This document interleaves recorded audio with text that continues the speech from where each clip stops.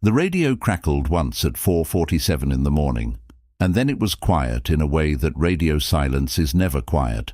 Not the neutral absence of transmission, but something denser, something that the watch officer on duty at Coast Guard Sector Key West would later describe in his official incident report as a kind of pressure, like the frequency itself had been occupied by something that had no interest in speaking. The vessel was the USCGC Ardent, a 110-foot island-class patrol boat out of Islamorada Station, and it had been on a routine narcotics interdiction patrol in the Florida Straits since 14 the previous afternoon. Its last confirmed position was approximately 38 nautical miles south-southwest of Key West. Its crew of 11 had checked in at 22 Wow with nothing to report. And then, at 4:47 on the morning of September 9th, 2003, the Ardent went silent, turned itself around, and sailed home. Nobody touched the wheel. The post-incident marine survey confirmed that the autopilot system had not been engaged at any point during the vessel's return transit. The engines ran at a consistent 14 knots. The navigation lights were on. Every piece of equipment functioned exactly as it was designed to function. The vessel docked at Islamorada Station at 7:22 in the morning with such calm precision that the dock officer who caught the lines initially assumed someone was at the helm and leaned forward to wave. The pilot house was empty. Every compartment was empty. The crew's personal effects, their coffee mugs, their logbooks, a jacket belonging to Petty Officer Second Class Raymond Dubois that had been hanging on a hook by the companionway since the beginning of the patrol, were all where they had been left. Nothing was missing except 11 people. And that is the part of this story that no one, not the Coast Guard, not the FBI, not the two independent maritime investigators who spent years on the case, has ever been able to explain. You may have heard a version of this story before. You may have read a paragraph about it somewhere, or seen a headline that felt too strange to be real, and scrolled past it because there are things the mind decides not to hold on to. But if some part of it stayed with you, if you found yourself thinking about it later in the way you think about something that has not finished happening yet, then you already know this is not the kind of story that resolves. This is the kind of story that accumulates.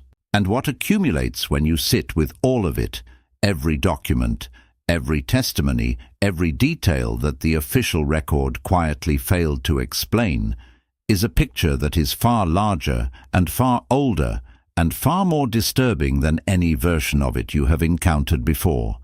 This is that version. If you have been watching this channel for a while, you know that what we do here is sit with the cases that refuse to be filed away.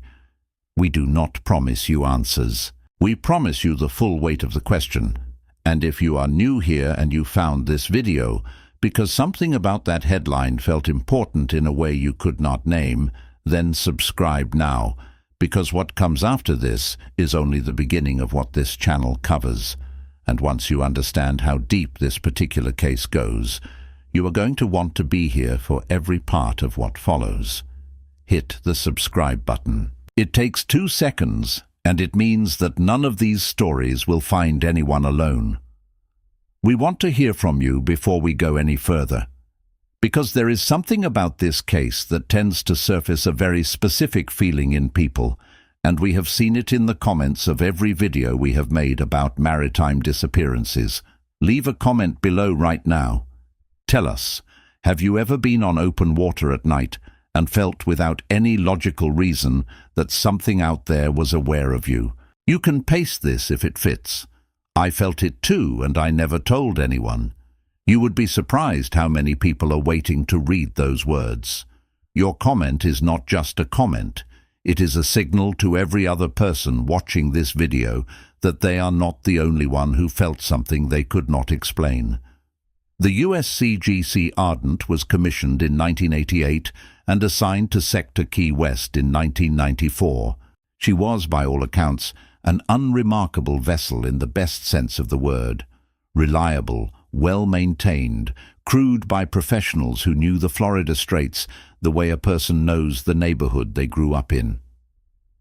Her commanding officer in September 2003 was Lieutenant Commander Elaine Marsh, 39 years old, 14 years in the Coast Guard, described by her superior, Captain Gerald Fossey of Sector Key West, as someone you did not worry about, not because she was exceptional, but because she was exactly as good as she needed to be for every situation she had ever encountered. Marsh was married with 2 children. Her husband, a high school biology teacher named Carl Marsh, would later spend 3 years petitioning the Coast Guard for unreacted documents from the investigation before retaining a FOIA attorney in 2006. Most of what he received was redacted. The portions that were not redacted did not explain anything he did not already know. The crew of the Ardent on that patrol consisted of 10 additional personnel beyond Commander Marsh. Boatswain's mate. First Class Terence Vidal was 31 years old and had been stationed at Isla Morada for 6 years. Machinery Technician Second Class Sandra Okafor was 27 and had transferred from Sector Miami 18 months earlier. Petty Officer Second Class Raymond Dubois, whose jacket would later be found exactly where he had left it, was 24 and on his second patrol aboard the Ardent. Fireman Marcus Webb was 19 years old and had been in the Coast Guard for 11 months. The remaining 6 crew members ranged in age from 22 to 36. All 11 had passed their most recent psychological evaluations 6 weeks prior. None had ever been reported as a discipline problem, a flight risk, or a person of concern in any administrative context. The patrol had been authorized under Operation Solid Shield, a standing narcotics interdiction effort coordinated between the Coast Guard, the DEA, and Customs and Border Protection across the Florida Straits. Their first scheduled communication check was at 22:01, which they made without incident. The watch officer on duty, Petty Officer First Class David Haynes, noted that the Ardent's radio operator sounded relaxed and slightly bored, which he described as appropriate for a quiet night in a low-activity area. At 01 Verlaun, there was a second check. The Ardent responded, again without incident. That was the last time anyone heard a human voice from the vessel. At 02:15, the Ardent's automatic identification system emitted a course correction. The vessel had been holding its assigned search pattern, but now it turned onto a heading of approximately 124 degrees, directly toward Isla Morada. Speed did not change. Navigation lights remained on. The AIS continued to broadcast its position at the required 30-second intervals, and those broadcasts later allowed investigators to reconstruct the vessel's track with an accuracy of within 40 meters for the entire transit home. What the data showed was a vessel that navigated a perfectly competent return to port with no deviations, no speed changes, and no further course corrections. It was, in the words of the marine surveyor who reviewed the data, an absolutely textbook docking evolution. The kind that experienced helmsmen achieve maybe 7 times in 10 on a calm morning. The kind that a vessel with no one at the wheel should not be able to achieve under any operational parameters that currently exist. At 04:47, the radio crackled. Petty Officer Haynes described the static as different from normal atmospheric interference, almost textured, the way feedback sounds different from white noise in a way that is difficult to articulate but immediately recognizable. He attempted to raise the vessel. There was no response. He tried 3 more times over the following 8 minutes. Nothing. He then checked the AIS feed and saw that the Ardent was moving steadily north-northeast at 14 knots with no crew response to any hail. Haynes called his watch supervisor. She called Captain Fossey. Fossey arrived at the station at 05:44. By that time, the Ardent was 11 nautical miles out and closing at exactly the same speed it had been making since 02:15, and no one had been able to reach anyone on board. The vessel docked at 07:22. Fossey later said that he had positioned himself on the dock personally, watching the Ardent make its approach with the quality of attention a man gives to something he does not understand and cannot look away from. The fenders went out. The engines went to idle. The lines came over the side in the proper sequence, bow, stern, spring, exactly as the docking procedure required, as if someone had thrown them from a specific position on the foredeck. Fossey boarded immediately.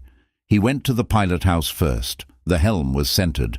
The throttles were at idle. The radio was on and tuned to the primary working frequency. The logbook was open on the chart table to the entry made by Petty Officer Dubois at 0047, which noted the weather, the sea state, the vessel's position, and the single word quiet as the summary of watch status. The pen Dubois had used was still there, resting in the groove at the bottom of the chart table, where it had been placed with the care you use when you intend to pick something up again in a moment. Below decks, 11 bunks were in various states of use. Some had been slept in. Others had not been touched since morning turnout. In the galley, a pot of coffee had been made at some point during the night and had long since gone cold. 4 mugs were on the counter. 3 had been drunk from. 1 was full, the coffee surface still and dark, as though it had been poured and then set down by someone who meant to drink it and had been called away before they could. Dubois' jacket was on its hook. His wallet was in his bunk. All 11 crew members had left their phones aboard as required by operational security protocols.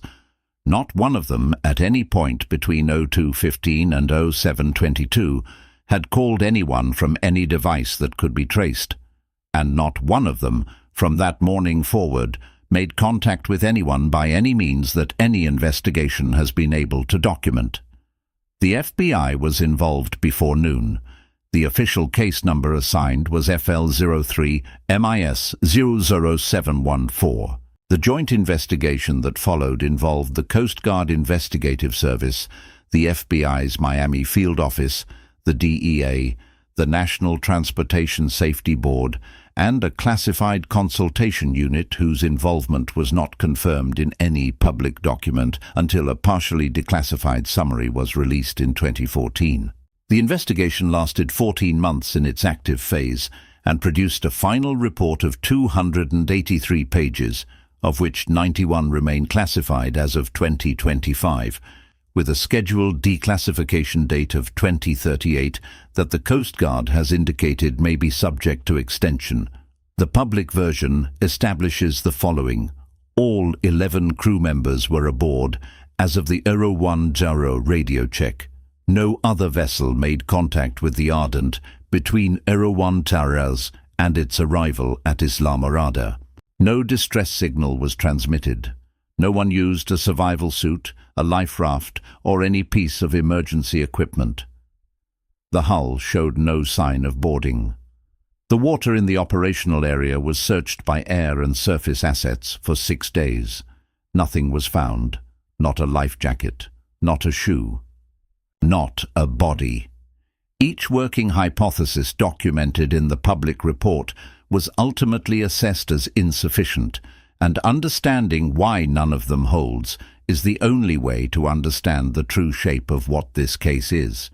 The first hypothesis was mass overboard event, the possibility that all 11 crew members entered the water simultaneously due to a rogue wave or catastrophic equipment failure. This was eliminated because the vessel showed no structural damage consistent with such an event, because the sea state in the operational area at the time was recorded by 2 nearby vessels as 2 to 3 feet, and because any wave capable of clearing 11 trained personnel off a 110-foot cutter would have disrupted navigation, radio, and the physical arrangement of the galley in ways inconsistent with what was found. The second hypothesis was coordinated desertion, the idea that all 11 had planned an extraction.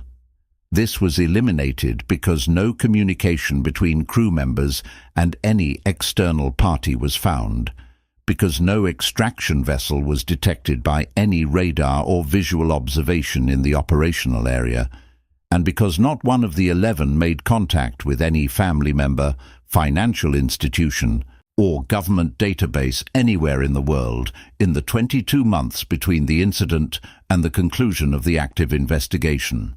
Every bank account remained dormant. No new identities connected to any of the 11 were flagged by any law enforcement database.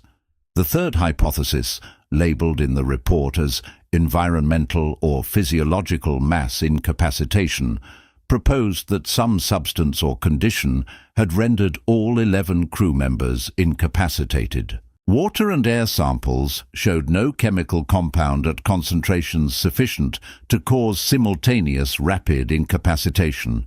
There was no carbon monoxide buildup, no gas leak, no biological contaminant of any recognized type. The fourth hypothesis appears in the report in a single paragraph before being dismissed in 2 sentences.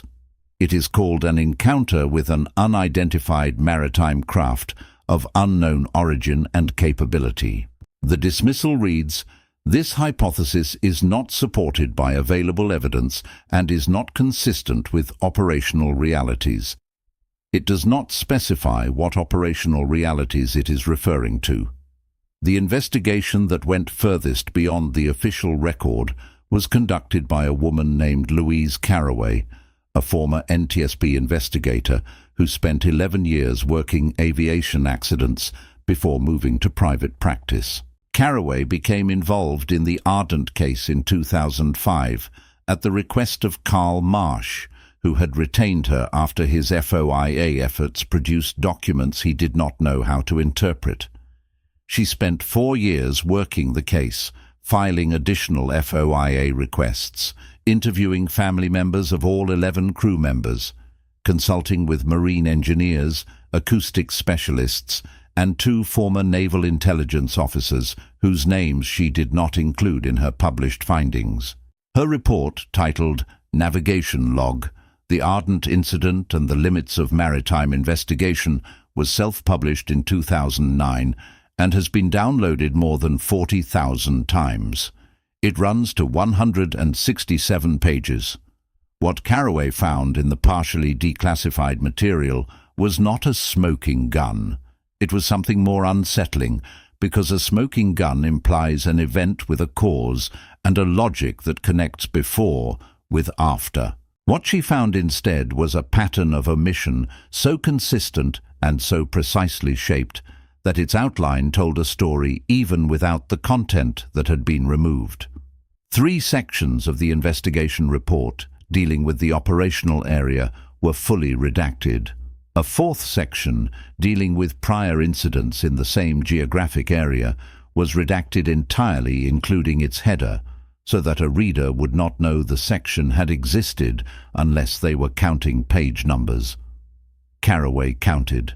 Pages 47 through 61 of the original report, according to the pagination visible in document margins, were absent from every version she received through 3 separate FOIA requests to 3 separate agencies. When she filed a Vaughan Index request requiring the government to explain why material had been withheld, the explanation for those missing pages was a single phrase repeated 6 times, withheld pursuant to National Security Exemption 1.4a. That exemption covers information classified in the interest of national defense or foreign policy. It is not typically applied to a Coast Guard vessel incident in peacetime domestic waters. While cross-referencing Coast Guard incident logs for the Florida Straits going back to 1971, Carraway identified 7 other incidents in the same general operational area, within a roughly 200 square mile zone centered approximately 38 nautical miles south-southwest of Key West, that shared specific characteristics with the Ardent case. None were as dramatic in total scope, but all involved unexplained crew disappearances from vessels operating in that zone. A single man overboard with no body recovery in 1974, a 2-person disappearance from a recreational vessel in 1988, whose sole remaining operator was found unresponsive at the helm, and could provide no account of what had happened, and a 1996 incident involving a DEA interdiction team from which 2 agents were simply absent when the vessel returned to port. That 1996 incident had no public record of any kind that Carraway could locate, despite 18 months of searching. A retired DEA supervisor who mentioned it in passing during an unrelated interview later refused to discuss it further and did not return calls. The acoustic anomaly came up in 2 separate interviews with people who had been near the operational area on the night of September 8th going into September 9th. The first was a commercial fishing vessel operator named Roy Delaney, working a line approximately 16 nautical miles from the Ardent's last known position.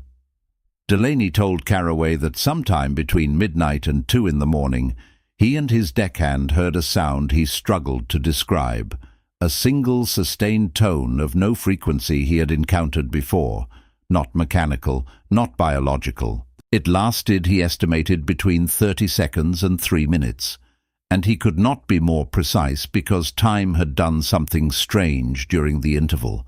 He apologized for how that sounded.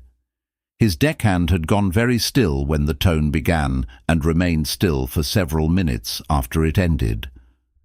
When the deckhand came back to himself, he said he did not know why he had stopped moving. He had not felt afraid. He had simply stopped.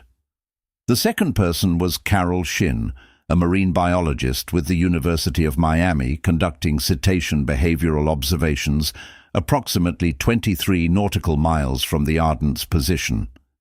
Her acoustic monitoring equipment recorded a series of signals in the infrasound range, frequencies below 20 Hz, beginning at approximately 0210 and continuing for several minutes. Infrasound at that range can be produced by seismic activity or large cetaceans. What Shin found unusual was the temporal patterning, which she described in her field log as exhibiting a structural regularity inconsistent with any natural source she could identify. The signals were not random. They were not periodic in the biological sense. They were, in Shin's words, organized, though she was careful to note that organized did not necessarily imply intention. Her field log from that night ends mid-sentence. She told Carraway she had simply stopped writing and could not afterward recall why. If you are still with this story, if you have made it this far, and you feel the specific discomfort that comes not from fear of something external, but from the recognition of something you cannot look directly at, then you understand why this channel exists. Hit the like button. It tells the people who decide what gets seen that stories like this one deserve to reach further. And if you are not subscribed yet, subscribe now, because we come back every week with another case that has not been resolved, and the next one is already waiting. Karl Marsh made his final public statement about the case in a letter to the editor of Maritime Law Review published in the spring of 2015, 11 years after his wife disappeared. It was not an accusation. It was not a demand. It was the letter of a man who had stopped expecting answers and had decided to put down, with the clarity that exhaustion sometimes produces, exactly what he knew. He knew that his wife had been a careful, experienced officer who did not make reckless decisions.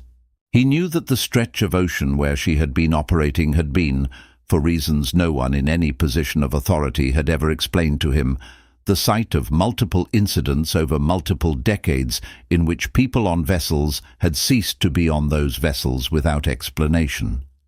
He wrote that what he had come to believe, reluctantly and after years of resisting the conclusion, was not any specific theory about what had happened. It was that whatever had happened had been recognized, documented, and understood by someone, and that a decision had been made by whoever made such decisions that the people who had lost someone were not entitled to know what that understanding contained.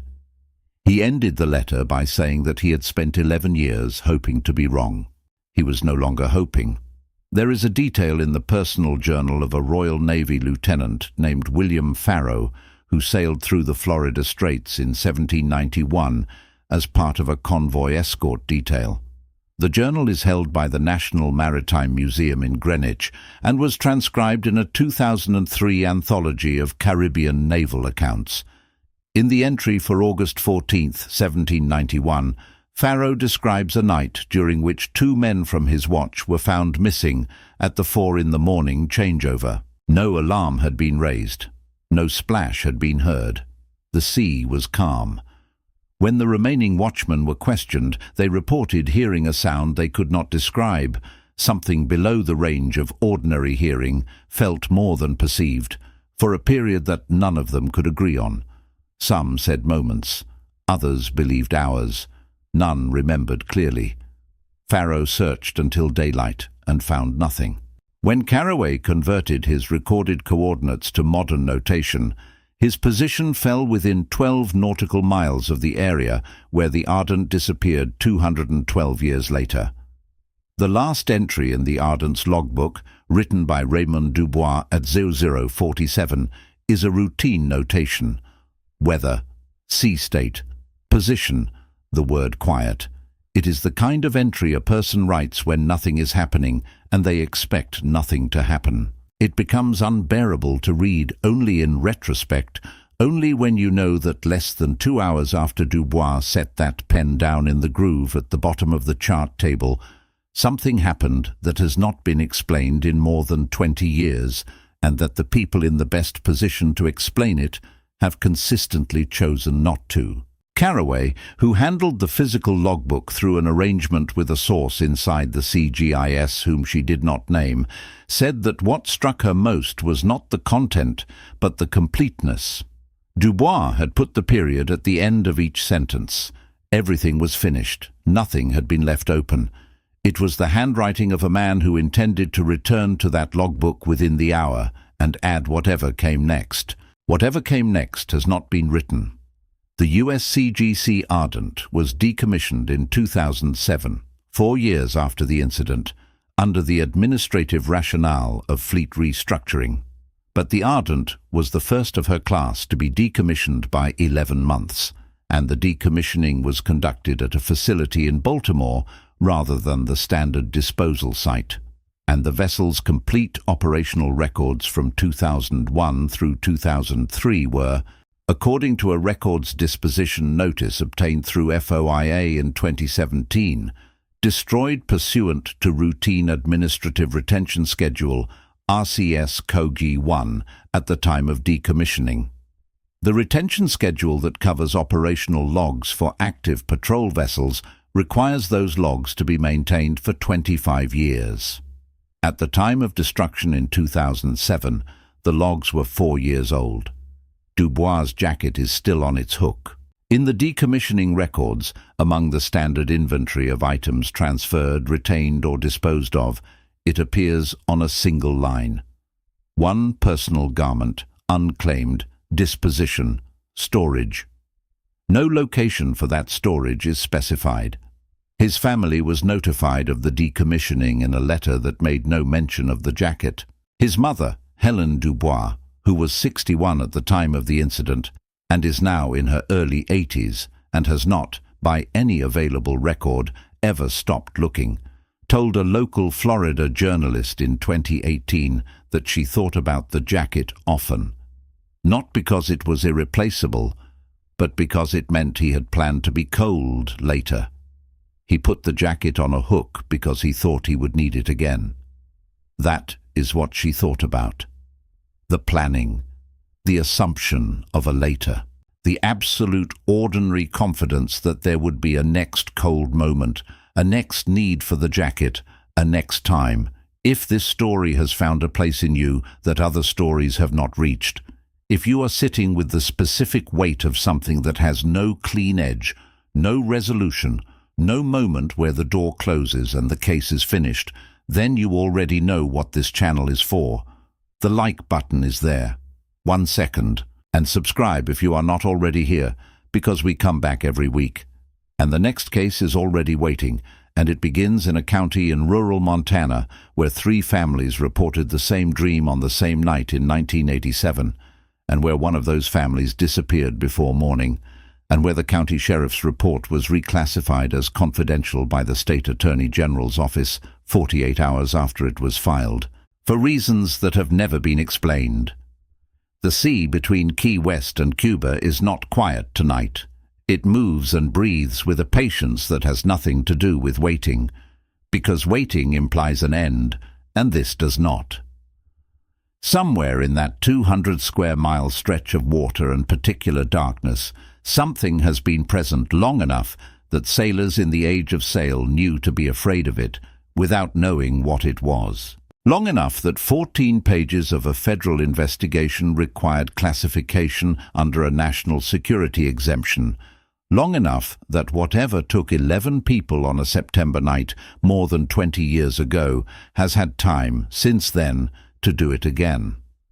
The AIS data showed a vessel making a textbook approach. Steady speed, correct heading, perfect execution. And in the pilot house when Fosse boarded, there was no one. There was only the helm, centered and still, and the radio tuned to the working frequency, and the logbook open to the last entry, and the pen in the groove where it had been placed by someone who thought they would pick it up again.